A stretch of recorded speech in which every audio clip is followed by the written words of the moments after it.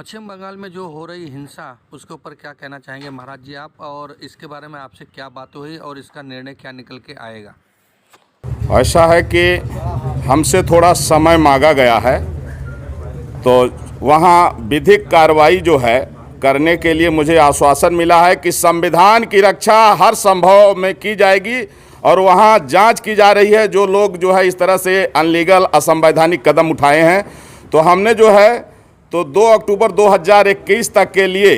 समय दिया है। अगर 2 अक्टूबर 2021 तक भारत को यदि हिंदू राष्ट्र घोषित नहीं किया गया, ईसाइयों और मुसलमानों की नेशनलिटी ख़त्म नहीं की गई, तो फिर 2 अक्टूबर गांधी जयंती के दिन मैं सरजू जी में जल समाधि लूँगा। क्योंकि देश का विभाजन हिंदू मुसलमान के नाम पर हुआ है और मुसलमानों ने उस समय जो है कहा कि हम हिंदुओं के साथ नहीं रह सकते हैं, हमको अलग देश चाहिए, और पाकिस्तान बांग्लादेश उनको दिया गया जो मुस्लिम देश घोषित हो गया। तो कम से कम दुनिया में एक देश तो हिंदुओं के लिए बचे। आज दुर्भाग्य है कि वेस्ट बंगाल में जितने यहाँ के मुसलमान हैं वो भी रोहिंग्याओं के साथ मिलकर के एक तरफ से हिंदुओं की हत्या कर रहे हैं, और उसी तरह जो है तो तमिलनाडु में हो रहा है, केरल में हो रहा है। जहाँ भी मुस्लिम आबादी ज़्यादा है उनको पाकिस्तान से प्रेम है, लेकिन हिंदू और हिंदुस्तान से नफरत है। ये हिंदू और हिंदुस्तान के वजूद को मिटाना चाहते हैं। इसलिए अब आवश्यक है कि भारत को हिंदू राष्ट्र घोषित किया जाए, और अगर ऐसा नहीं होगा तो मैं जगत गुरु परमहंस आचार्य पीठ श्री तपस्वी छावनी राम घाट अयोध्या से हमने इनको 4 महीने का समय दिया है, नहीं तो गांधी जयंती के दिन 2 अक्टूबर 2021 को सरजू जी में जल समाधि लूँगा। आशा करता हूं कि आदरणीय प्रधानमंत्री नरेंद्र मोदी जी के नेतृत्व में संविधान की रक्षा के लिए यह महत्वपूर्ण कदम जरूर उठाया जाएगा। कि जब वहां की स्थिति से पता लगा कि जब वहां राज्यपाल महोदय पीड़ितों से मिलने के लिए गए,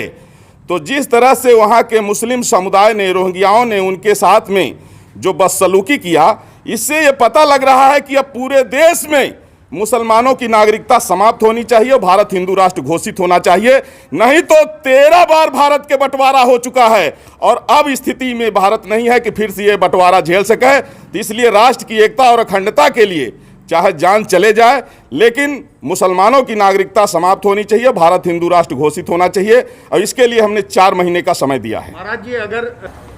वो यहाँ शरणार्थी बन के रहेंगे, जब यहाँ पार्टीशन नहीं हो रहा था, हिंदुओं ने कहा कि नहीं हम भाई भाई हैं, मिल के रहेंगे, तो उस समय जो है 16 अगस्त 1946 को मुस्लिम लीग ने जिन्ना के कहने पर डायरेक्ट एक्शन डे का फरमान जारी किया, जिसमें कई लाख हिंदुओं, कई लाख सिखों की हत्या हुई थी, जिसको कलकत्ता किलिंग के नाम से जाना जाता है। तो जब वो देश बट गया, धर्म के नाम पर बटा, उनको अलग देश मिल गया, और पाकिस्तान बांग्लादेश में हिंदुओं की नेशनलिटी नहीं है, इसलिए हिंदुस्तान में इनकी नेशनलिटी खत्म होनी चाहिए। अगर इन्हें रहना है तो ये शरणार्थी बन के रहेंगे, लेकिन नागरिक बन के नहीं रहेंगे।